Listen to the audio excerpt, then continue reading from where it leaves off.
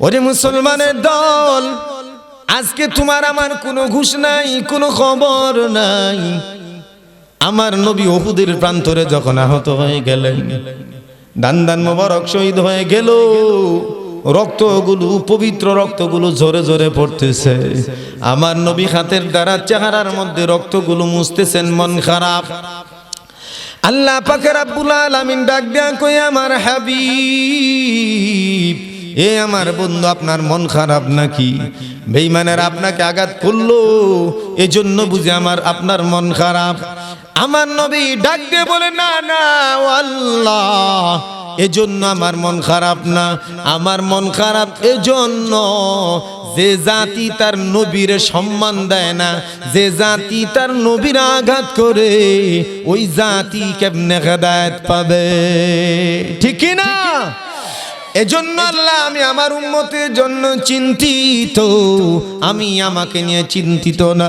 আমার আল্লাহ ডাক ডাক, পয়গম্বর, আপনি মন খারাপ করবেন না। আপনাকে যেমন আমি ভালোবাসি, আপনাকে ভালোবাসি আমি দুনিয়া বানাইলাম, লক্ষাধিক নবী রাসূল দুনিয়ার জমিনে পাঠাইলাম, এত কিছু বানাইলাম শুধু আপনার জন্য। কিন্তু মনে রাখবেন, আমার কাছে আমার ইসলাম ধর্মটাও কিন্তু অনেক দামি। ঠিক না?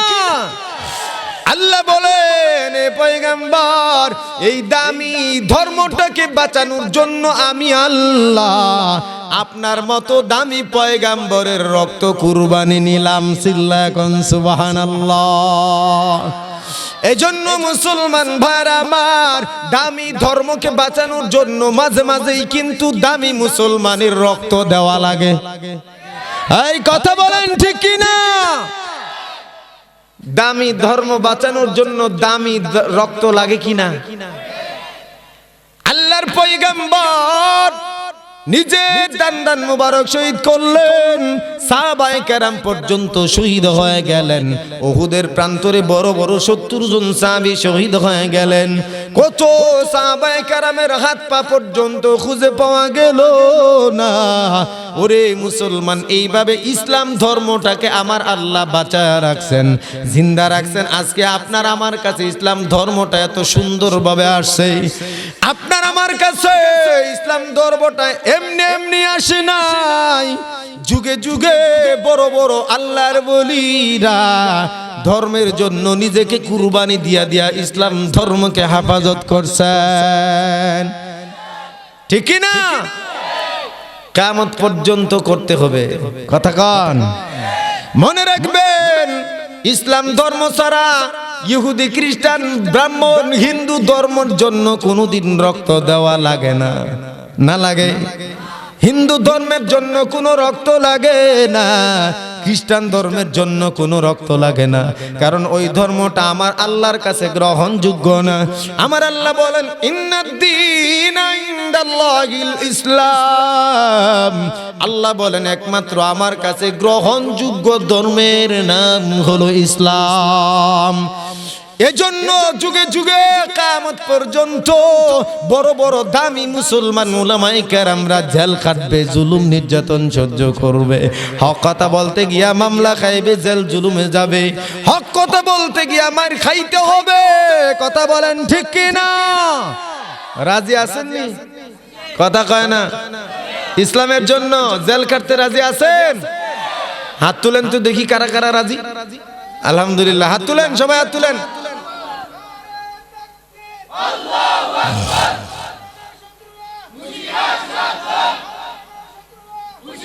হাত নামায় দেন। আমরা জেল খেটে অভ্যস্ত, আমরা আগুনের মধ্যে পড়ে অভ্যস্ত। আমরা বাবা ইব্রাহিমের সন্তান। কথা কন ঠিক কি না? আমাদের জাতির পিতার নাম কি? জোরে কর। মুসলিম জাতির পিতার নাম পয়গম্বর ইব্রাহিম। মিল্লাত আবিকুম ইব্রাহিম হুয়া সাম্মাকুমুল মুসলিমিন। ইব্রাহিম আলাইহিস সালাম আমাদের পিতা। ওরে মুসলমান, খেয়াল করে শোনেন, হযরত পয়গম্বর ইব্রাহিম মূর্তি ভাঙার অপরাধে যখন তাকে আগুনের মধ্যে ফেলে দেয়, নমরুদ এত বিশাল আগুন জ্বালাইলো, আগুনের মধ্যে ফেলে দিল। জিবরাইল আইসা বলে, পয়গম্বর বলুন না আপনাকে কেমনে সাহায্য করতে পারি। আমার বাবা ইব্রাহিম ডাক দিয়া বলে, জিবরাইল তোদের সাহায্য আমার কোনো দরকার নাই, কারণ আমি যে আল্লাহর গোলামি করি, যে আল্লাহর জন্য হক কথা বলি, যে আল্লাহর জন্য আমার জীবন, ওই আল্লাহ চাইলে আমাকে বাঁচাইবে, আর যদি না চায়, আল্লাহ যদি চায় আগুনে পুড়ে আমি মরে যাব, তাহলে তাতেও আমি রাজি আছি। জোরে কোন সুবহানাল্লাহ। আল্লাহ পাক রব্বুল আলামিন ডাক দিয়া বলেন, পয়গম্বর এই আমার খলিল আপনি কোনো টেনশন করবেন না, আপনার জন্য আমি আল্লাহ রেডি হয়ে আছি। আগুনের মধ্যে নোটিশ জারি করে দিল, সঙ্গে সঙ্গে আগুন তার জন্য আরামদায়ক হয়ে গেল। জোরে কোন সুবহানাল্লাহ। এজন্য আমরা জেল জুলুম মামলা মুকদ্দমার ভয় পাই না, ঠিক না বে ঠিক বলেন? পয়গম্বর ইব্রাহিম হক কথা বলতে গিয়ে আগুনে পুড়ছেন, আগুনে পড়ে গেছেন। হক কথা বলতে গিয়া পয়গম্বর ইউনূস আলাইহিস সালাম মাঠের পেটে 40 দিন ছিলেন। কয় দিন? মাঠের পেটে 40 দিন ছিলেন। হযরতে পয়গম্বর ইউসুফ আলাইহিস সালাম জুলাইখার ষড়যন্ত্রে পড়িয়া জেল খাটলেন কয়েক বছর, ঠিক কিনা খান? জুলাইখা ডাক দিয়া কয়, ইউসুফ এখনো সময় আছে, আমার প্রস্তাব মেনে নাও। আল্লাহর পয়গম্বর ইউসুফ ডাক দিয়া কয়, কালা মাআযাল্লাহ, আল্লাহর কাছে আশ্রয় চাই, জীবনেও আমি হক পথ থেকে বিচ্যুত হব না। জেল দাও, জুলুম দাও, তারপরেও কখনো আমি আল্লাহর অবাধ্যাচরণ করব না। ওরে মুসলমানের দল, হযরতে পয়গম্বর ইউসুফ আলাইহিস সালাম হক পথে থাকতে গিয়া যদি জেল খাটে, আমার নবী যদি দান দান শহীদ করে দেয়, আমার নবী হযরতে ইউনূস আলাইহিস সালাম যদি মাছের পেটে যাইতে হয়, জাকারিয়া আলাইহিস সালামকে করাত দিয়া দ্বিখণ্ডিত করে দেওয়া হয়েছে। কথা কোন ঠিক কিনা? কত নবী, কত সাহাবী দিনের জন্য নিজের জীবন কুরবানি দিল। আমরাও হক পথে থাকতে গিয়া জেল খাটতে রাজি, মামলা খাইতে রাজি, প্রয়োজনে জীবন দিতে রাজি, ঠিক না? নবীর ইজ্জতের চাইতে কি আমাদের ইজ্জত বেশি? কথা বলতে হবে। নবীর চাইতে আমাদের সম্মান বেশি। তাহলে নবী যদি হক কথা বলতে গিয়া ইহুদির হাতে থাপ্পড় খাইতে হয়, নবী যদি হক কথা বলতে গিয়া আবু জেহেলের নির্যাতনের শিকার হতে হয়, নবী যদি হক পথে থাকতে গিয়া এই বাচ্চাদের পাথর খাইতে হয়, আপনি কেন পারবেন না? আমার কথার জবাব দেন। কথা বলতে হবে। আরেকটু ভেঙে বলি, কত সুদখোর, ঘুষখোর, দুর্নীতিবাজ নেতাদের জন্য আপনারা ওদের পক্ষে মিছিল করতে গিয়া কত যুবক জেল খাটে কি খাটে না? এই কথা বলতে হবে। কত শিক্ষিত যুবক এই সমস্ত দুর্নীতিবাজ নেতাদের পক্ষে স্লোগান দিতে গিয়া মামলা খাইয়া তাদের লাইফটাই শেষ হয়ে গেছে। কথা কোন ঠিক কিনা? আমি বলতে চাই, এই সমস্ত অসৎ চরিত্রের নেতাদের পিছনে ছুটতে গিয়া যদি তোমার জেল খাটা তোমার জন্য সহজ হয়, তাহলে আমার রবের জন্য, দ্বীনের জন্য তোমার জীবনে কিছুদিন জেল খাটা তো তোমার অবশ্যই দরকার। কথা বলেন ঠিক কিনা? এই যুবক, তোমাকে চিনতে হবে, বুঝতে হবে আসলে তুমি কে। এটাকে তোমাকে বুঝতে হবে। তোমার মতো যুবকরাই ইসলামকে যুগে যুগে শক্তিশালী করে আসছে। কথা বলেন ঠিক না ভাই? ঠিক। যুগে যুগে ইসলাম ধর্মটাকে পৃথিবীর বুকে উঁচু করে তুলে ধরেছে তোমাদের মতো যুবকরা। কারণ 10টা যুবক যদি একসাথে দাঁড়ায় যায়, 100 বুড়া তার সামনে দাঁড়ানোর কোনো সাহস পাবে না। কথা বলেন ঠিক না ভাই? ঠিক।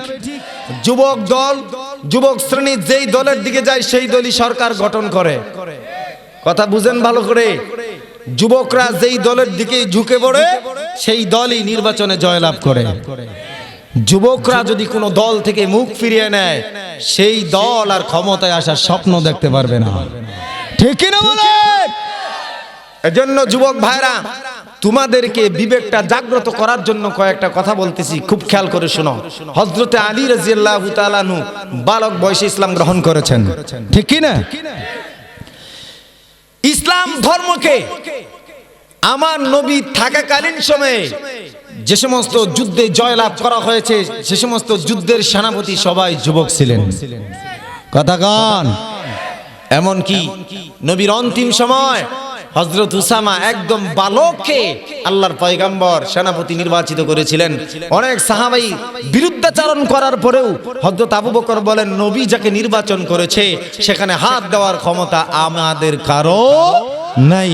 সুতরাং ইসলামের জন্য কিয়ামত পর্যন্ত মুসলমানদের রক্ত দেওয়া লাগবে, জেল কাটতে হবে, মামলা খাইতে হবে, মার খাইতে হবে। যদি তা পারো তাহলেই খাঁটি মুসলমান, ঠিক কি না? আর যদি বলো আমি তা পারবো না, আমি সবার সাথেই ভালো থাকবো, আমি বলবো তুমি তো আসলেই কোনো তোমার ক্যারেক্টার নাই, তুমি হলে আলুর মতো, যেখানে যাইবা সেখানেই পিঠ, ঠিক কি না? কন ও মদখোরের সাথেও বন্ধু, ও গাঞ্জাখোরেরও বন্ধু, ও দুর্নীতিবাজের বন্ধু, মাঝে মাঝে আলেমের সাথে গিয়ে মুসাফা কইরা বন্ধু সাজে, আমি আলেমদের সাথে সম্পর্ক আছে আমার, ঠিক কি না? এই সমস্ত বাহানা দিয়া অভিনয় করে পার পাওয়া যাবে না। তোমাকে একটা পথ বেছে নিতে হবে। আজকে এই দুনিয়ার জমিনে দিকে দিকে পৃথিবীর প্রান্তে প্রান্তে সারা দুনিয়ার বেঈমানেরা একসাথে এক প্ল্যাটফর্মে একতাবদ্ধ হয়ে মুসলমানদেরকে দুনিয়া থেকে বিদায় করার জন্য প্ল্যান করেছে, ঠিক কি না? ফ্রান্সে যখন আমার নবীকে অপমান করে, নতুন করে এটা শেষ হওয়ার আগেই আবার ডেনমার্কে নবীকে অপমান শুরু করে দেয়।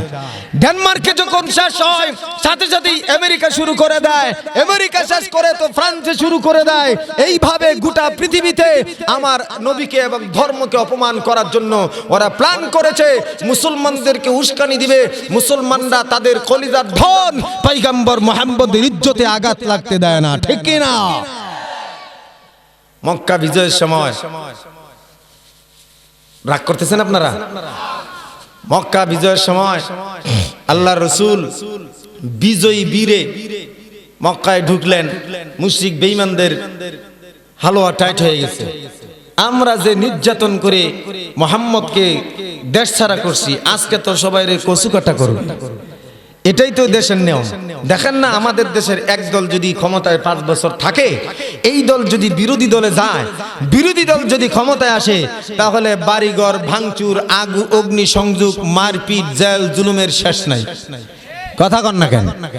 মানে ওই দল আর বাড়িতে থাকার কোনো পরিবেশ থাকে না। এমনকি যারা একটু ভিআইপি পারসন তারা তো কানাডা আমেরিকা আগেই সেটেলড। কথা কন, ঠিক কি না? তো এই কারণে এরা ভাবছে আমরা যেমন উগ্র, আমরা যেমন ওদেরকে নির্যাতন করেছি, এবার তো আমাদেরকেও নির্যাতন করবে। কিন্তু আমার নবী, মায়ার নবী রাহমাতুল্লিল আলামিন ঘোষণা দিলেন, সাধারণ ক্ষমা করে দিলাম। জোরে কোন সুবহানাল্লাহ। ক্ষমা করে দিলাম, কিন্তু 15 জনের একটা তালিকা আল্লাহর নবী মাফ করে নাই।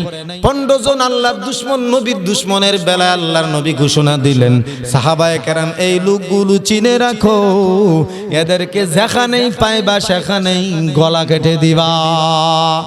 কারণ আল্লাহ এবং নবীর সাথে যারা গাদ্দারি করে, যারা আল্লাহর নবীকে গাল দেয়, তাদের দুনিয়ায় বাঁচার কোনো অধিকার নাই, ঠিক না বে ঠিক বলেন? আল্লাহর নবীকে গালাগাল দিবে, বেজ্জতি করবে, এটা কোনোদিন জমিনে বরদাস্ত করা হবে না। আমার দেশে বেঈমানরা থাকে, আমরা কোনো বাধা দেই না। মন্দিরে হাজার মূর্তি আছে, আমরা কোনোদিন ভাঙি না। আমার বাড়ির পাশে হিন্দুর বাড়ি কোনোদিন আক্রমণ করি না, ঠিক কি না বলেন? আমার বাড়ির পাশে কত হিন্দু আজানের সময় উলুধ্বনি দেয়, কোনোদিন তো আমরা তাদেরকে ডিস্টার্ব করি না। না করছি? আমরা কোনোদিন তাদের উপর আক্রমণ করি না। তার কারণ ইসলাম সকল ধর্মের স্বাধীনতা দেয়, ঠিক না? খান সকল ধর্মের স্বাধীনতা ইসলাম দেয়, কিন্তু পার্শ্ববর্তী দেশে তাকায় দেখেন, যুবক কুরবানির গরুর গোশত খাওয়ার অপরাধে দিন দুপুরে তাকে গলা কেটে হত্যা করে। কথা কন, ঠিক কিনা? আর আমাদের ফোকাস করে আমরা নাকি উগ্র, আমরা নাকি জঙ্গিবাদ। আমরা বলি উল্টা বলতেছো। তামাম দুনিয়ার মধ্যে সব থেকে সভ্য আর ভদ্র জাতির নাম হলো মুসলমান। তোমরা যখন উপরে আমাদেরকে মারো, আমরা যদি তোমাদের মতো হিংস্র হইতাম, এই দেশে একটা বেঈমান হিন্দু থাকতে পারতো না। কিন্তু আমরা তা করি না, আমরা আক্রোশে বিশ্বাসী না, ঠিক কিনা কন? আমরা চাই আমাদের চরিত্র দেখে, ইসলামের চরিত্র দেখে যদি কোনো বেঈমান কালেমা গ্রহণ করে আলহামদুলিল্লাহ, কিন্তু আমরা কোনোদিন তার বাড়িতে গিয়ে বলি না আমার ধর্ম গ্রহণ কর। কেউ করে আপনাদের এলাকায় কোনোদিন? কত মুসলমানের বাড়িতে হিন্দু ভাড়াটিয়া আছে না নাই? কথা বলেন, আছে না নাই? মসজিদে আজান হয় আর ওর বাড়িতে থাইকা উলুধ্বনি দেয়, তার বাড়ির ভিতরে মন্দির বানাইছে, মূর্তি আছে না নাই? তো বাড়িওয়ালা মুসলমান কোনোদিন তো বলে নাই যে তুই আমার বাড়িতে থাইকা উলুধ্বনি দিতে পারবি না, তুই মূর্তি ঢুকাতে পারবি না, কোনোদিন এমন শর্ত দিয়েছে? দেয় নাই। সুতরাং বোঝা গেল আমরা অন্য ধর্মের উপর কখনো আক্রমণ করি না, যেটা তোমরা করে বেড়াও, ঠিক কিনা? কিন্তু মনে রাখবা, তোমাদের ধর্ম তোমাদের কাছে, আমাদের ধর্ম আমাদের কাছে। আমরা যেমন তোমাদের ধর্ম নিয়ে মাথা ব্যথা গরম করি না, ঠিক তেমনি আমাদের ধর্ম নিয়ে, আমাদের আল্লাহ আর নবী নিয়ে মাথা গরম করার চেষ্টা করো না। শান্ত থাকো, ধর্ম পালন করো, কিন্তু আল্লাহ আর নবীকে যদি টানা হেসরা করো তাহলে সেই জিহ্বা কিন্তু আর রাখবো না, ঠিক কি না? আমরা হজম করতে জানি। 13 বছর মক্কায় শুধু মাইর খাইছি, হজম করছি। মদিনায় যাওয়ার পর আল্লাহ ঘোষণা দিয়েছেন আর কত 13 বছর খাইছেন, এখন আল্লাহ প্রতিশোধ নেন। একদিনেই 313 মুসলমানে 1000কে মাটির সাথে মিশিয়ে দিয়েছে, ঠিক কি না?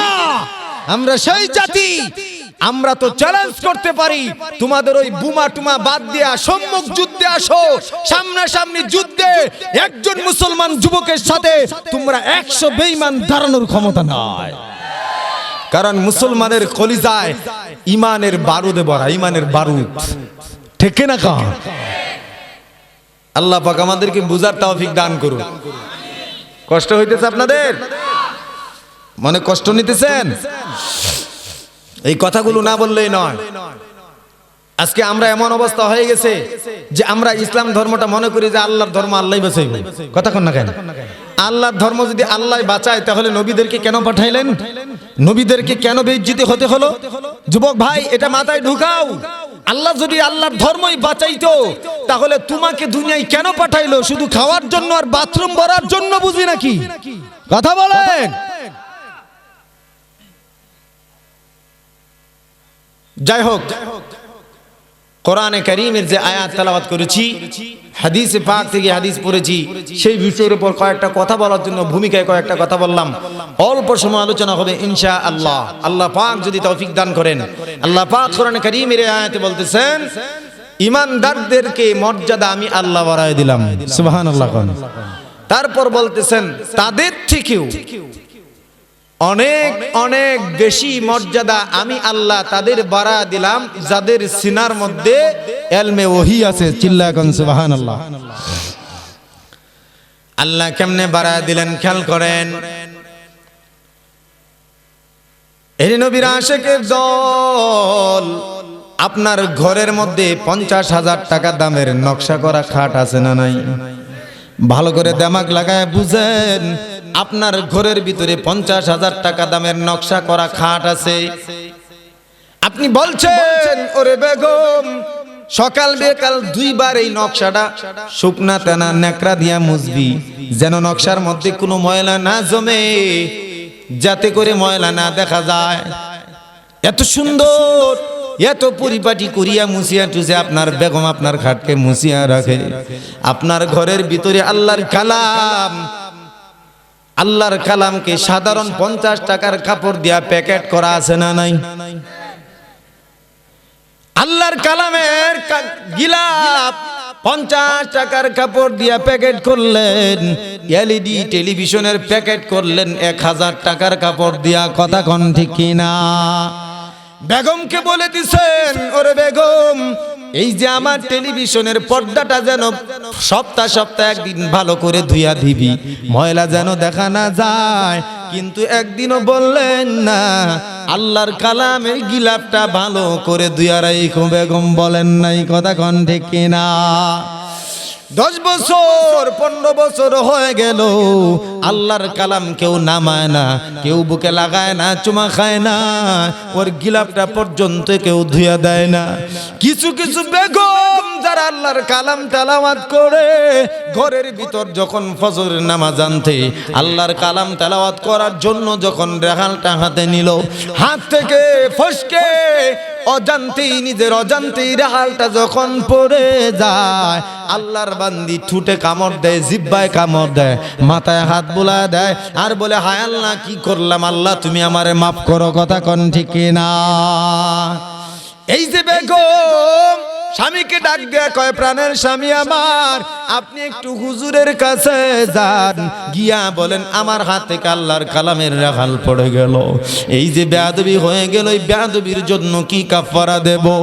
বেগম এই কথা বলার পর মূর্খ স্বামী ডাক দেয়া কয়, প্রাণের বেগম, ঘরের ভিতরে 50,000 টাকা দামের খাট রাখলাম, এই খাটের মধ্যে এত সুন্দর নকশা করা, এত সুন্দর কারুকার্য করা, সকাল বিকাল কত লাথি দেও রে বেগম, একদিনও তো চুমা খাইলা না, একদিনও তো কাপড় দিয়া মুছলা না, একদিনও সালাম করলা না। 50 টাকার রেহাল, এইটা একই কাঠ, মরা কাঠের তৈরি, 50 টাকা দামের রেহাল। এই রেহালটা পরে যাওয়া মাত্রই কান্নাকাটি শুরু করে দিলা, এই রেহালটার মধ্যে চুমা খাইলা, বুকে লাগাইলা আর বলতেছো কাফারা দেওয়া লাগবে। আসলে ঘটনাটা কি খুলে বলো? তোমার বেগম জবাব দেয়, যেই খাট বানাইছো ওই খাটের মধ্যে তুমি আমি ঘুমাই, আর ওই যে কালাম, আল্লাহর কালাম, ওই রেহালের সাথে থাকার কারণে 50 টাকার রেহালের অনেক অনেক দাম বেড়ে গেছে। ঠিক না? ওরে মুসলমানের দল, 50 টাকার মরা কাঠের একটা রেহাল, এটা যদি আল্লাহর কালামের সাথে লেগে থাকার কারণে এটার যদি এত দাম হয়ে যায়, পড়ে গেলে যদি কলিজায় টাচ লাগে, জিহ্বায় যদি কামড় দেয়, যদি চুমা খায়, বুকে লাগায়, তাহলে বুঝে না যাদের সিনার মধ্যে আল্লাহর কালাম আছে তাদের দামটা কত বেশি। ঠিক না? এই যে কাঠ গাছ শুকানোর পর এটা মেশিন দিয়ে চিরার পরে তক্তা দিয়া তারপর বানাইছে রেহাল। ঠিক কি না?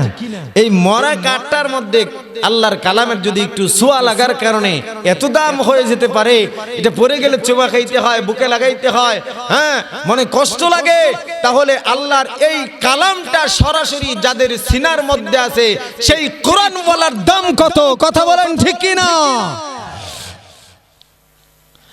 এজন্য আমার আল্লাহ বলেন, ইয়ারফাইল্লাহুল্লাযীনা আমানু মিনকুম ওয়াল্লাযীনা উতুল ইলমা দারাজাত।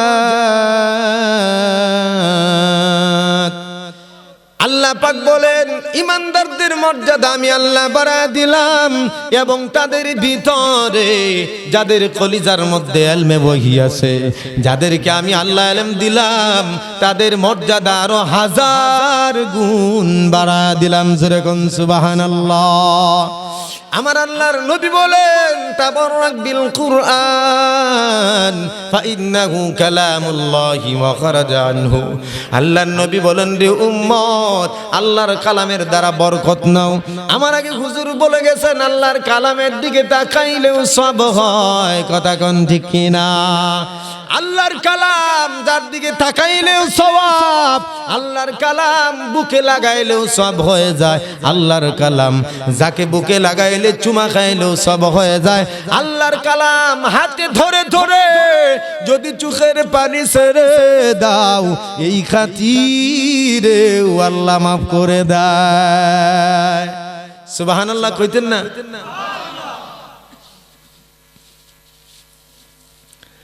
আল্লাহর কালাম হয়তো আপনার পক্ষে নয়তো বিপক্ষে, দুই দিকের একটা দিক হয়ে যাবে। আল্লাহর নবী বলেন, আল কুরআন হুজ্জাতুল লাকা ওয়া আলাইক। আল্লাহর নবী বলেন, রে দুনিয়ার উম্মত, আল্লাহর কালাম এই কোরআনে কারীম হয়তো তোমাকে সাক্ষী দিয়া জান্নাতে নিবে, নয়তো তোমার বিপক্ষে গিয়া জাহান্নামে টেনে নিয়ে যাবে। আল্লাহর নবী এজন্য বলেন আল কোরআন হুজ্জাতুল লাকা ওয়া আলাইকা, হয়তো কোরআন তোমার পক্ষে দলিল, নয়তো তোমার বিপক্ষে দলিল। ওরে মুসলমান, কোরআনের উপর যদি আমল না করো, মন মতো যদি কোরআনের ব্যাখ্যা দাও, তাহলে এই কোরআন তোমার জন্য জাহান্নামে যাওয়ার কারণ। আল্লাহর নবী বলেন মান ক্বালা বিরাইহি বিল কুরআন ফালয়াতাবাওয়া মাকআদাহু মিনান নার। আল্লাহর নবী বলেন কোরআনের ব্যাখ্যা যদি কেউ নিজের মন গড়া মতো করে, নিজের সুবিধার জন্য, নিজের দুনিয়া কামাইয়ের জন্য যদি কোনো বান্দা কোরআনের যদি অপব্যাখ্যা করে দেয়, তাহলে সে নিজেই তার ঠিকানা জাহান্নামে বানায় নেয়। আছে কিছু চাটুকার দালাল মৌলবী আছে না নাই? কথা কয় না? কিছু দালাল টুপিওয়ালা আছে না, নিজেদের সুবিধার জন্য কোরআনের আয়াতের তরজমা ভিন্ন করে। কথা বলতে হবে ভাইরা, কথা বলতে হবে। কারণ শুধু কোরআনের তাফসীর করে গেলাম, বাস্তবতার সাথে যদি না মিলে তাহলে চলবে? চলবে না। কোরআন তো যুগের সাথে তাল মিলে আল্লাহ 1400-1500 বছর আগে নাজিল করছেন। কিয়ামত পর্যন্ত কি ঘটবে, কি হবে, কিভাবে চালাতে হবে, সব কোরআনে আল্লাহ তুলে দিয়েছেন, ঠিক কি না? দেখুন, সম্রাট আকবর, হিন্দুস্তানের সম্রাট আকবর ছিল, আপনারা জানেন। এই সম্রাট আকবর ধর্মটাকেই পরিবর্তন করে নতুন নাম দিয়েছিল দ্বীনে এলাহি। কি নাম দিয়েছিল? আমাদের ধর্মের নাম কি? দ্বীন ইসলাম না? ও নাম দিয়েছিল দ্বীনে এলাহি। কালেমাটাও পরিবর্তন করে ফেলেছে। আমাদের কালেমা লা ইলাহা ইল্লাল্লাহ মুহাম্মাদুর রাসূলুল্লাহ, আর সে কালেমা পরিবর্তন করে নাম রাখছে লা ইলাহা ইল্লাল্লাহ আকবর খলিফাতুল্লাহ। নাউজুবিল্লাহ খান, মুহাম্মাদুর রাসূলুল্লাহ বাদ। তো এর সাথে সহযোগী ছিল মৌলবী আবুল ফজল। মৌলবী আবুল ফজল দালাল মৌলবী যারে কয়। কেমন দালাল একটু বুঝেন, একটু বুঝেন, ইতিহাস না জানলে চলবে না। এই সম্রাট একদিন বাজারে গেছে। বেগুন চিনেন আপনারা? বেগুন তো বেগুনের তো অনেক কিসিমের হয়, লম্বা হয়, গোল হয়, সাদা হয়, কালো হয়, ঠিক কি না? তো বাজারে এইগুলো হরেক কিসিমের বেগুন দেখার পর সম্রাট আকবরে প্রশ্ন করলো, কয় মৌলবী এগুলো কি এত সুন্দর দেখা যায়? কয় হুজুর বলেন না, এটা বিরাট ধরনের এক তরকারি, এটার গুণের কোনো শেষ নাই। কয় কি হয় এটা দিয়ে? কয় এটা মানুষে খায়। কিভাবে খায়? ভর্তা খায়, চচ্চড়ি খায়, তরকারি খায়, অনেক কিছু আইটেম, অনেক। কয় সুস্বাদু কেমন? সেরকম সুস্বাদু। ঠিক আছে, তাহলে আজকে আমার ডিনার টেবিলে রেডি কর। মৌলবী নিয়ে সব রেডি করছে। যখন খাইতে বসছে, তখন একটা মুখে দেওয়া মাত্র 2 হাতে চুলকানি শুরু করে দিয়েছে। বেগুনের অ্যালার্জি আছে না? কথা কয় না। যাদের গায়ে অ্যালার্জি আছে তারা বেগুন খাইতে পারে? খাইতে পারে? খাইতে পারে না। তো আকবরের যে গায়ে অ্যালার্জি ছিল, এখন বেগুন খাওয়া মাত্র 2 হাতে চুলকাইতেছে আর বলতেছে, রে মৌলবী তুই কি কইলি আর হয় কি? হ্যাঁ তুই কইলি এটার বিরাট গুণ, তো আমার শরীর ফুলে যাইতেছে। কয় হুজুর এটা খুব খারাপ, এটার কোনো গুণই নাই। কয় কি? কোনো গুণ নাই? কয় না। তো তাহলে তখন যে বললি? কয় হুজুর আপনার ভালো লাগছে, তখন আমি গুণ না গায়া কি পারি? তো এখন আপনাকে চুলকাইতেছে, এখন কি আমি তার দোষ না গেয়ে পারি? তার মানে আপনার যেখানে যা দরকার আমি তো সেখানেই। এইরকম কিছু চাটুকার মৌলবী কিয়ামত পর্যন্ত থাকবে, ঠিক কি না? এদেরকে ইতিহাস মীর জাফর উপাধি দিয়ে ইতিহাসের পাতায় ছুড়ে দিয়েছে, ঠিক কি না বলেন? যারা হক্কানি উলামায়ে কেরামের বিরোধিতা করতে গিয়া নিজের আখের গুছানোর জন্য, বাড়ি গাড়ি করার জন্য সকল আহলে হক উলামায়ে কেরামের বিরুদ্ধে গিয়া নতুন ফতোয়া দেয়। কথা বলেন ঠিক কি না? বুঝতে হবে। আল্লাহ পাক আমাদের বুঝার তৌফিক দান করুন। বলতেছিলাম কোথায়? কোরআনের মর্যাদা মনে আছে আপনাদের? সব 12টা বাজে গেছে নাকি? আর কিছুক্ষণ চলবে? আচ্ছা, কোরআনের মর্যাদা, কোরআন ওয়ালার মর্যাদা কে দিলেন? আল্লাহ দিয়েছেন। এই কালামে জিন্দা কুরআনে হাকিম حكمة أولى يزال قديم جميع العلم في القرآن حكيم تقاصرت عنه أفهام الرجال لا إله إلا الله সবাই একটু আওয়াজ দিয়ে জিকির করি লা ইলাহা ইল্লাল্লাহ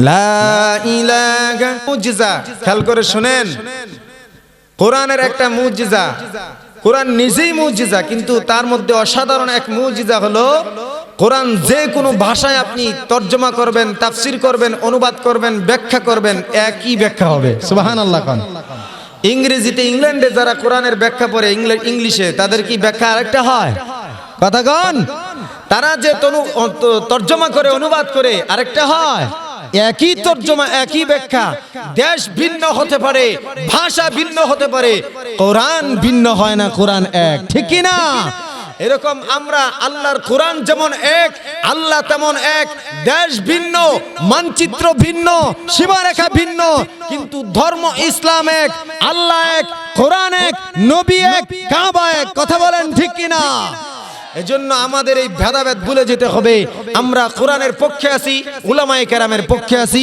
যেই উলামায়ে কেরামের সিনার মধ্যে আল্লাহ কোরআন দিয়ে তাদেরকে দামি বানিয়েছেন জোরে কোন সুবহানাল্লাহ কেমন দামি বানিয়েছেন শুনেন হযরতে পয়গম্বর আরবি সাল্লাল্লাহু আলাইহি সাল্লাম মসজিদে নববীতে ঢুকতেছেন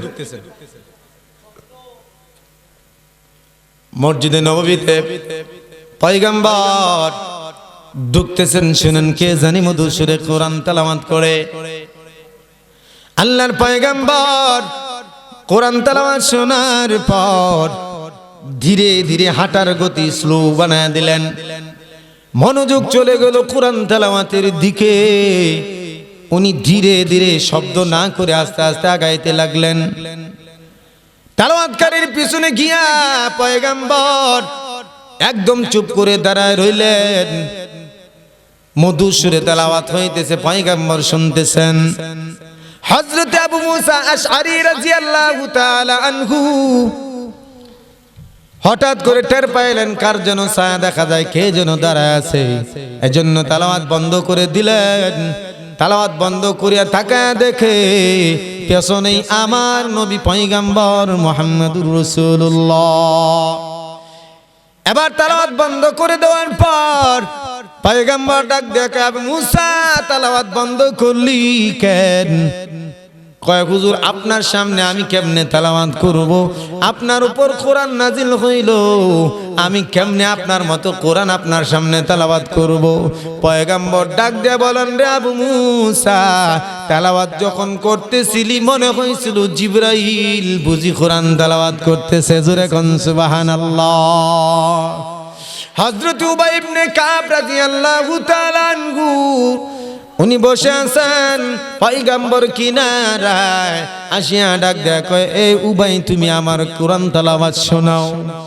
আমার একটু তেলাওয়াত শোনাও হযরত উবাই বলেন পয়গম্বর আপনাকে আমি কেমনে তেলাওয়াত শোনাইবো আপনার উপর কোরআন নাজিল হয়েছে আপনি আমার থেকে ভালো তেলাওয়াত জানেন আমি কি কোরআনের হক আদায় করে আপনার উপর তেলাওয়াত শোনাইতে পারি পয়গম্বর না না তোমার তেলাওয়াত শোনার জন্য আমার আল্লাহ আমারে আদেশ করছে জোরে কোন সুবহানাল্লাহ এবার হযরত উবাই ডাক দিয়ে কয় পয়গম্বর তাহলে একটা কথা বলুন আল্লাহ আমাকে আমার কথা বলেছে আপনার কাছে তাহলে বলুন তো আল্লাহ কি আল্লাহর কুদরতি জবানে আমি উবাইয়ের নাম নিছে কিনা পয়গম্বর ডাক দেয়া কয় রে উবাই আমার আল্লাহ তার কুদরতি জবানে তোর নাম উচ্চারণ করেছে জোরে কোন সুবহানাল্লাহ এবার হযরত উবাই কান্নাকাটি শুরু করে দিল আর কাঁদতেছেন বলতেছেন পয়গম্বর আমার জীবনে এর থেকে বড় সফলতার কিছুই নাই আমার মতো গোলামের নাম আমার আল্লাহর কুদরতি জবানে উঠছে জোরে বলেন সুবহানাল্লাহ এজন্য কোরআন ওয়ালার দাম আল্লাহ বাড়ায় দিলেন। কোরআন যার সিনা আছে ওই কোরআন ওয়ালার দাম আল্লাহর জমিনে শুধু না, আল্লাহর আসমানের মধ্যেও দাম বেশি। ওরে মুসলমান ভাইরা আমার, খেয়াল করে শুনেন, হযরত উমর রাদিয়াল্লাহু তাআলা আনহু আমিরুল মুমিনিন খলিফাতুল মুসলিমিন, উনি একদিন মরুভূমির ময়দান দিয়া হাঁটিয়া যায়, কাঁদতেছেন। সাহাবায়ে কেরাম পেছনে বসে আছেন। সাহাবায়ে কেরাম জিজ্ঞেস করে, উমর কান্দেন কেন? আপনি আজকে অর্ধ জাহানের আমির, আপনি কান্দেন কেন? কি দুঃখ আপনার মনে? আপনি তো এখন সারা জাহানের মধ্যে অর্ধ জাহানের বাদশা। আপনার হুঙ্কারে আরবের শুধু নয়, ওই পশ্চিমারা পর্যন্ত আপনার হুঙ্কারে ভয় পেয়ে যায়। বলুন না কেন কান্দেন? উমর, হযরত উমর ডাক দেয়া বলেন, এরে সাহাবায়ে কেরাম, এই তো সেই চাটিয়াল ময়দান, যে ময়দানে বাল্যকালে আমি উট চড়াইতে আসতাম। আমার বাবা আমারে পাঠায় দিত, এরে উমর যাও ময়দানে উটগুলো চড়ায় নিয়ে আসো। এই যে মরুভূমির ময়দান, এই ময়দানের মধ্যে কোনো গাছপালা বৃক্ষ তরুলতা নাই। মরুভূমির মধ্যে রৌদ্রের প্রখর তাপ থেকে বাঁচার জন্য কোনো ছায়া আমার ছিল না। যখন রৌদ্রের তাপ বাড়িয়া যাইতো, আমি বাচ্চা মানুষ সইতে পারতাম না। এজন্য রোদের তাপ থেকে বাঁচার জন্য উটের পিছনে গিয়ে আমি বসে থাকতাম, কিন্তু উট লেদাইতো ছানাইতো আমার মাথা আর শরীরের মধ্যে। আমি বাড়ি যাইতাম, আমার বাবা ডাক দিয়ে বলতো, আয় রে হায়, আমার কি কপাল পুরা ছেলে আল্লাহ দিল। উটের পিছনে বসলে লেদাইবে ছানাইবে এতটুকু আকল আমার ছেলের নাই। এই ছেলে দুনিয়ার জীবনে কেমনে চলবে?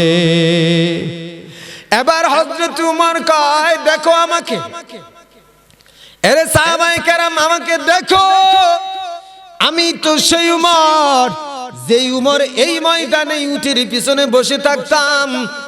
এই উমরই তো আমি আজকে। আমি তোমরাই বলতেছো অর্ধ জাহানের বাদশা। এত দাম এত ইজ্জত কেন দিলেন আল্লাহ আমারকে? আল্লাহ পাক রব্বুল আলামিন কেন এত মর্যাদা দিলেন? এটার একটা কারণটা শুনে নাও।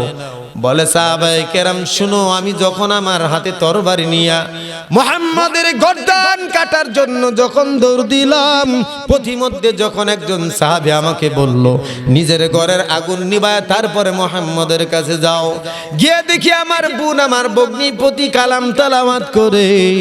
ওদেরকে পিটানোর পর, ওরা যখন পিটানোর খাওয়ার পরও বলতেছে, আমার বোনে আমাকে চ্যালেঞ্জ ছুড়ে দিল, আরে উমর, আহত হয়ে গেছি, শরীর থেকে রক্ত ঝরতেছে, তুমি আমাকে পিটাইতেছো, কত পিটাইবা উমর? তুমি খাত্তাবের ছেলে হওয়ার কারণে তোমার যদি কলিজার মধ্যে জিদ থাকে, আমিও তো খাত্তাবের মেয়ে, আমারও কিন্তু জিদ আছে। যেই কালেমা আমি গ্রহণ করছি, আমি কালেমা গ্রহণ না করলে তুমি ছাড়বা না, পিটাইবা, মেরে ফেলবা।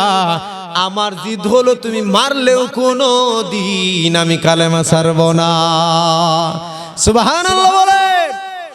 হযরত উমর বুঝলেন পিটায়া এরে কোনো কিছু করা যাবে না, এজন্য নরম হয়ে গিয়া বলে, বোন রে আমার, বলো না কি পড়তেছিল, আমাকে একটু দেখাও। কয় না, তুমি নাপাক ওযু গোসল ছাড়াই কালাম দেওয়া যায় না। গোসল করানোর পর হযরত উমরকে বসায় দিলেন। হযরত উমরের সামনে তার বোনে যখন সূরা তাহা তেলাওয়াত করে, হযরত উমর চক্ষু বন্ধ করে তেলাওয়াত শুনতেছিলেন। চোখে পানি টপ টপ করে পড়তেছে, বুক বাজতেছে।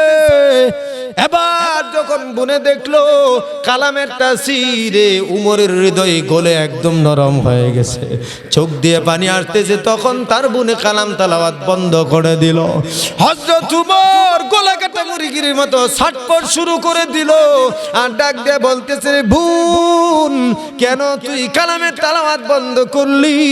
আল্লাহর কসম, এটা আসলেই কোনো মানুষের তৈরি কালাম না, এটা আমার মাওলার কালাম। আল্লাহু আকবার বলেন, আল্লাহু আকবার। এবার তার বোনের ডাক দিয়া কয়, বোন রে আমার, তুই আমারে জলদি করি আমার মুহাম্মদের দরবারে নিয়ে যাও। এবার হযরত ওমর খোলা তরবারে হাতে নিয়ে যাইতেছে। খেয়াল করে শোনেন, খোলা তরবারি হাতের মধ্যে হযরতে পয়গম্বর দাঁড়ানো, সাথে আবু বকর, উসমান, উনারাও কিনারায়। হযরত আবু বকর ডাক দেয়া কয়, পয়গম্বর, উমরের মেজাজ মজি ভালো দেখা যায় না, না জানি কোন বিপদ ঘটায় দেয়, অনুমতি দেন আমরা মোকাবেলা করি। আমার নবী বলেন, না না, হযরত উমর যদি আসলেই কোনো খারাপ মতলবে এসে থাকে, তাহলে আমি পয়গম্বর তার মোকাবেলার জন্য একাই যথেষ্ট। জোরে কোন সুবহানাল্লাহ। আমার নবী এক হাদিসের মধ্যে বলছেন, 40 জন যুবকের শক্তি দিয়ে আল্লাহ পাক একজন নবীকে বানায়। সুবহানাল্লাহ কইতেন না? সাধারণ একজন পয়গম্বরের গায়ে 40 জন পূর্ণ যুবকের পূর্ণ শক্তি দিয়ে আল্লাহ নবী বানায়। আমার নবী কই, ওই রকম 40 জন নবীর শক্তি দিয়ে আমি নবীকে আমার আল্লাহ বানাইছে। আমি উমরের মোকাবেলা করব, টেনশন নিও না। তবে আমার মনে হয় আজকে উমর আমার সাথে কোনো ফাইজলামি বেয়াদবি করার জন্য আসবে না। আমার তো মনে হয় উমরের মনন্য কিছু বলার জন্য আসতেছে, কারণ বিগত দিনে পয়গম্বর হযরত উমর অথবা আবু জাহেল হেদায়েতের জন্য আল্লাহর নবী দোয়া করছেন। আল্লাহর নবী বুঝে গেলেন আসলেই হয়তোবা আবু জাহেলের জায়গায় আল্লাহ হযরত উমরকে কবুল করছেন। হযরত উমর আসলেন আমার নবীর দরবারে। আসার পর তরবারি নিয়ে দাঁড়ায় আছেন। আমার নবীর চেহারা, নুরানি চেহারার দিকে যে তাকাইলেন, চোখের পলক ফেলে না। এরে যুবক, কত গান গাও, কত গান শুনো, পরে না চোখের পলক। এই যে বেডঙ্গা কিছু মেয়েদের পিছনে ঘুরিয়া নিজের জীবন যৌবন সব কুরবানি দেও, কথা কন ঠিক না? আমার নবীর চেহারার দিকে একবার যে তাকাইছে, সে কোনো দিন আমার নবীরে ভুলতে পারে না। আমার নবীর চেহারার দিকে হযরত উমর এমন ভাবে তাকাইলেন, চোখের পলক পড়ে না, শুধু তাকায় আছেন, হাতের মধ্যে খোলা তরবারি। কিছুক্ষণ পর আমার নবী ডাক দিয়ে বলেন, উমর, কি মতলবে আসছিলা? কিছুই বলো না, হাতে তরবারি আমার দিকে তাকায় আছো। হযরত উমর তার হুঁশ ফিরে পাওয়ার পর ডাক দিয়ে বলতেছেন, মুহাম্মদ, আপনার চেহারায় আল্লাহ এত নূর দিছে, এই কথা যদি আগে জানতাম, যদি আপনার সাথে দেখা করতাম, আপনার চেহারা যদি একবার দেখতাম, জীবনে কোনো দিন আপনার বিরোধিতা করতাম না। সুবহানাল্লাহ বলেন। এই নেন পয়গম্বর তরবারি, আপনার পায়ে দিয়ে দিলাম। এই যে আমার তরবারি আপনার পায়ের মধ্যে সুপুর্দ করলাম। আপনি যা বলবেন, যদি বলেন তরবারি চলবে, তাহলে উমর তরবারি চালাইবে। যদি বলেন তরবারি বন্ধ, তাহলে উমরের তরবারি বন্ধ। হ্যাঁ পয়গম্বর, আপনি আমারে কালেমা পড়ায় দিয়ে মুসলমান বানায় দেন। পয়গম্বর সকলের সামনে কালেমা পড়ায় মুসলমান বানায় দিলেন।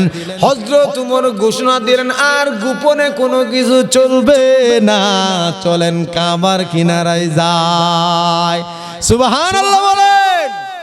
হযরত উমর ডাক দেয়া কই, চাটিয়াল ময়দান, সাহাবায়ে কেরামকে ডাক দেয়া কই, সাহাবায়ে কেরাম, এই তো আমি সেই উমর, যে উমর উটের পিছনে বসে রইছি, কিন্তু বুঝি নাই উঠলে দাইলে আমার মাথায় পড়বে, এত আকল আমার ছিল না। আমার বাবা আমাকে নিয়ে নইরার ছিল, কিন্তু দেখো ওই যে আমার বোন যখন কালামের তেলাওয়াত আমাকে শুনাইলো, ওই কালাম শোনার পর আল্লাহ আমার কলিজার ভিতরে এমন ভাবে কালামের নূর ঢুকা দিল, আমি উমর এমন দামি হয়ে গেলাম, আজকে সারা দুনিয়া এক নামে আমি উমরকে চিনে। জোরে কোন সুবহানাল্লাহ। এজন্য কোরআনের পাওয়ারটা কি দেখছেন নি? কোরআনের সংস্পর্শে যেই আসে সেই দামি হয়ে যায়। সুবহানাল্লাহ কইতেন না? কাপড়, আপনার গায়ের চাদরের দাম 3000 টাকা শাল, ঠিক কি না? কতবার যে পায়ের তলায় পড়ে, কোনোদিন সালাম করেন? কিন্তু এই যে পলিস্টার কাপড় দিয়া কোরআনের মধ্যে যে গিলাফ লাগাইছেন, যদি খালি হাতে ফসকে পড়ে যায় তাহলে কি করেন এটা তো আপনি ভালো জানেন। জিব্বাত কামড় দেয়া, মাথা হাত লাগায়া, বুহে থাপড়ায়া, চুমা খায়া আল্লাহ আল্লাহ মাফ করো, বয়া ডুবি গেছে, ভুলে গেছে, কথা কোন ঠিক না? তাহলে বুঝা গেল ওই কালামের ছোঁয়া যার গায়ে লাগবে, যেখানে লাগবে সেটাই দামি, ঠিক কি না? ভাইরা আমার, আর একটু সহজ করে বুঝাই। আপনাদের এলাকায় উলামায়ে কেরাম আছেন, বিশেষ করে খেয়াল করে দেখবেন, গরিবের ছেলেরা, দিনমজুর, রিকশাওয়ালা, ঠেলাওয়ালা, ভ্যানওয়ালা, মধ্যম ফ্যামিলির সন্তানেরা হাফেজ আলেম হয় বেশি, কথা কোন ঠিক না? কথা খুব ভালো করে বুঝেন। আপনাদের সিলেট, আমি 2 বছর ধরে আসতেছি, তো আমি তো আর সব জানি না, তারপরেও বলি, আপনাদের এই সিলেট অঞ্চলে আমাকে দেখান তো কয়টা এমপি, মন্ত্রী, চেয়ারম্যানের পুলা হাফেজ আলেম হয়েছে? কয়জন আছে যে হাফেজ আলেম, ভালো হক্কানি আলেম, এরকম ভাবে নাম অর্জন করে যে সবাই তাকে সম্মান করে, মর্যাদা করে, মাদ্রাসার খেদমতে আছে, মসজিদের খেদমতে আছে, মেম্বার, এমপি, চেয়ারম্যান, মন্ত্রী পুলা কয়জন আমাকে দেখান।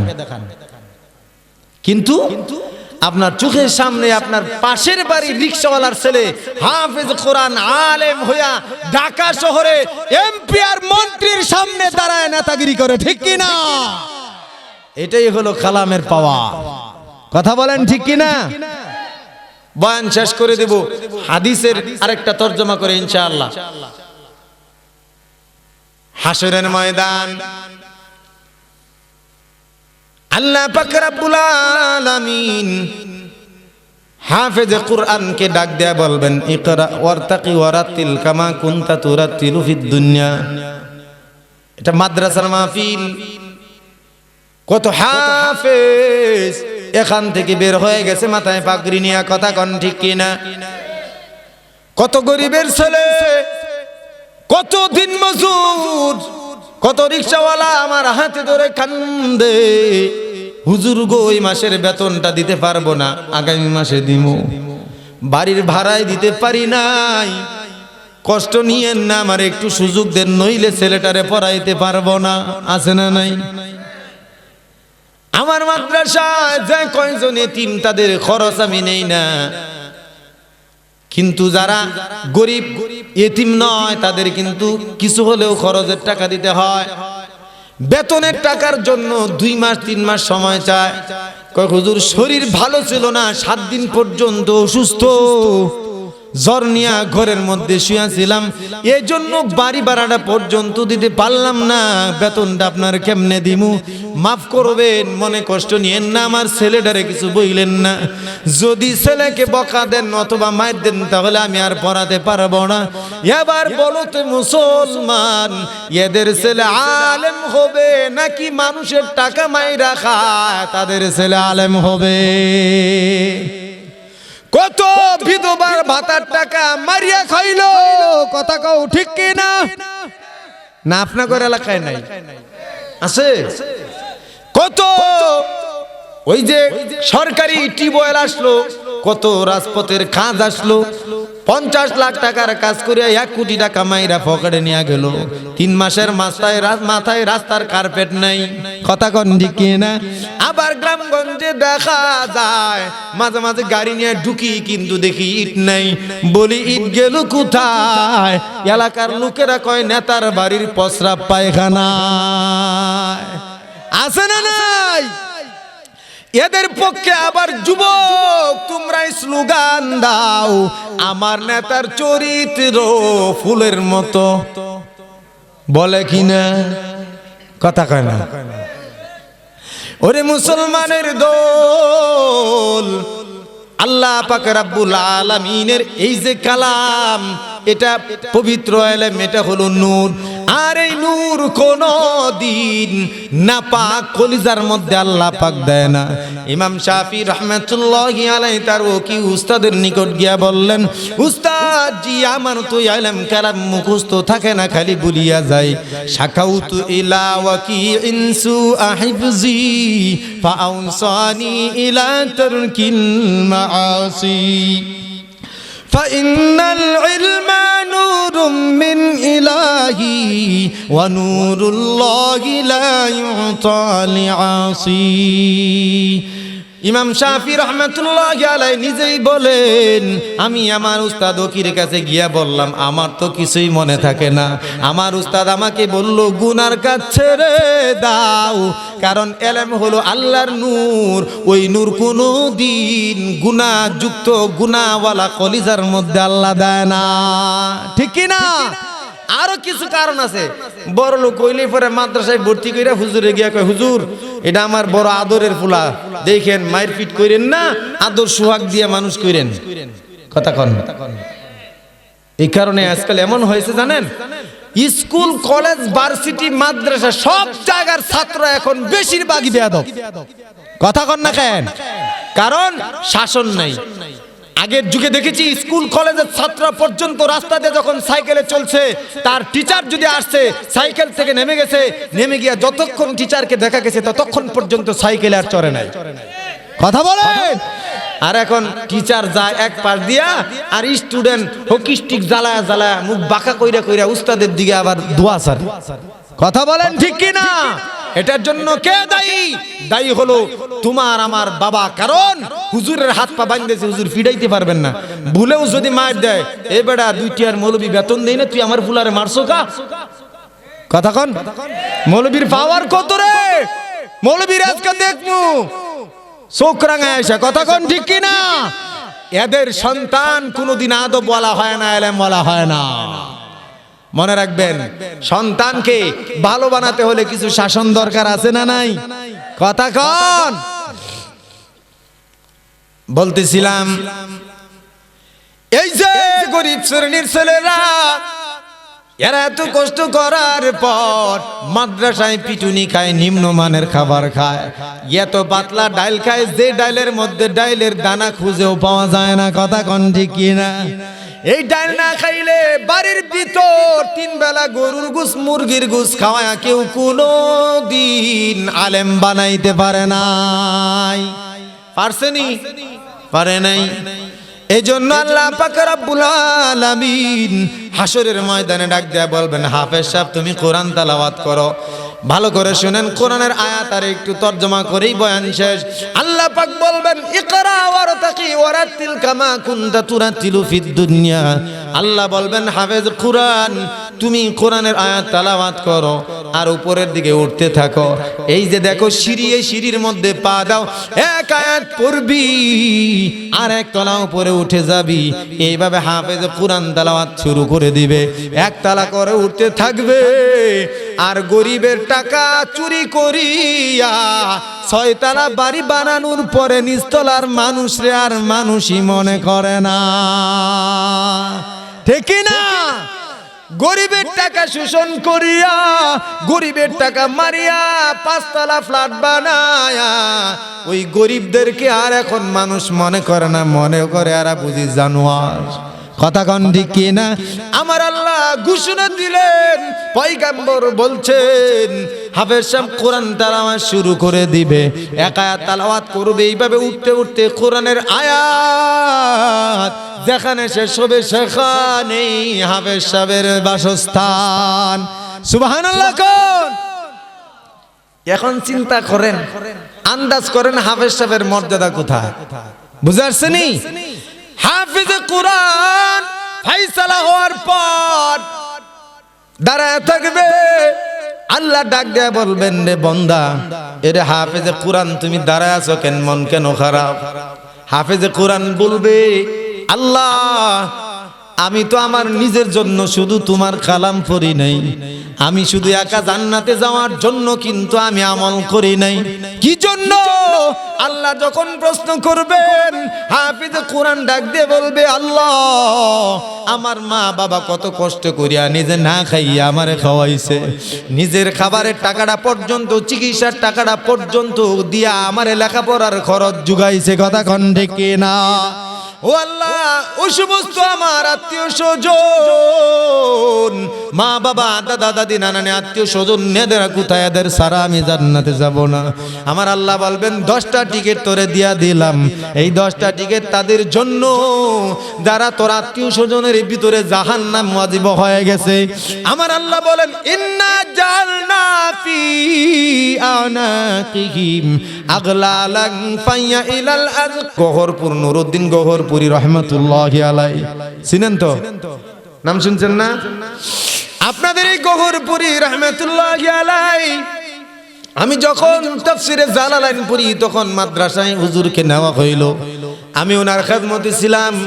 হুজুর বয়ান করার সময় মাদ্রাসার বয়ান করতে গিয়া বললেন, 10টা টিকিটের তাফসির করতে গিয়া হুজুর একটা তাফসির করলেন, 10 জন টিকিট আল্লাহ দিবেন, এর মধ্যে আমার মনে হয় 2 জন তারাও থাকবে যারা লজিং মাস্টার। সুবহানাল্লাহ। খান হুজুর তাফসির করলেন, মা বাবা, দাদা দাদি, নানা নানি, শ্বশুর শাশুড়ি, আর হলো লজিং মাস্টার আর মাস্টারনি, কয়জন? 10 জন হয়েছেনি।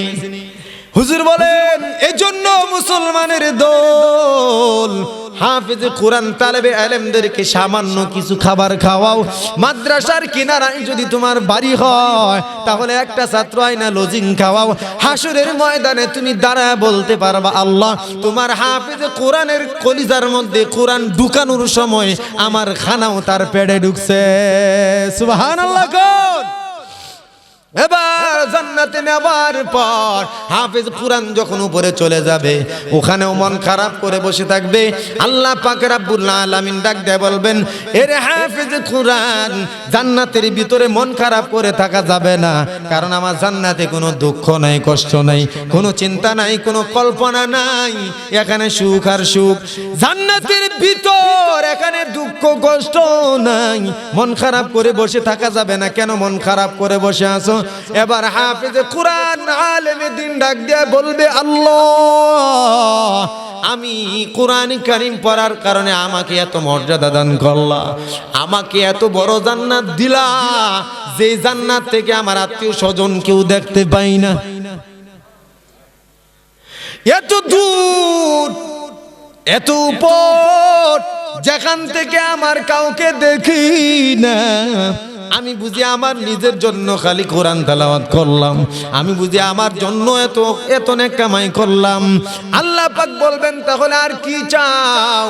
কয়, আল্লাহ আমি চাই আমার মা বাবা, দাদা দাদি, আত্মীয় স্বজন তারাও যেন আমার পাশাপাশি থাকে। জোরে কোন সুবহানাল্লাহ। আল্লাহ পাক রব্বুল আলামিন কোরআনে কারীমে কথাই বলেন, ওয়াল্লাযীনা আমানু ওয়াত্তাবাতুহুম যুররিয়াতুহুম বিঈমানিন আলহাকনা বিহিম যুররিয়াতাহুম। এজন্য মুসলমান ভাইরা আমার, একটা হাফেজে কোরআন বানাবেন, মেয়ে হোক ছেলে হোক, মেয়ে হলে মহিলা মাদ্রাসায় দিয়া দিবেন, কারণ মেয়ে যদি আলেমা হয়, আলেম ছেলের কাছে বিয়ে দিবেন। আপনার মেয়ের জামাই মসজিদে নামাজ পড়াইবে, 5 ওয়াক্ত নামাজের পরে হাত তুলে দোয়া করবে, আল্লাহ তুমি আমার মা বাবা, দাদা দাদি, শ্বশুর শাশুড়িকে মাফ করে দাও। কথা কোন ঠিক কিনা? আর যদি জেন্টলম্যানের কাছে দেন, তাহলে তো খালি রাস্তার কিনারায় চেইন খুইলা খালি হেডলাইট জ্বালাই দিবে। কথা কন না কেন? ও মসজিদে যায় নামাজের কথা কইলে, হুজুর ফ্যান ঠিক নাই, ইনশাআল্লাহ হুজুর আসতেছে, আপনি যান। ওর ইনশাআল্লাহ আর 10 বছরেও হয় না। কথা কন না কেন? এজন্য ছেলে হোক মেয়ে হোক মাদ্রাসায় দিবেন, হাফেজ বানাবেন, ছেলে হলে মেয়ে হলে হাফেজা বানাবেন, আলেম বানাবেন, আলেমা বানাবেন। দেখেন আপনার জীবনটাই অন্যদিকে মোড় নিয়ে যাবে। নেক জিন্দেগি, সুস্থ জিন্দেগি আল্লাহ দান করবেন। ঠিক কি না? ভাইরা আমার, মোটামুটি লম্বা আলোচনা হয়েছে। যেই কথাগুলো বলেছি আল্লাহ পাক যেন আমাকে এবং আপনাদের সবাইকে আমলে পরিণত করার তৌফিক দান করেন।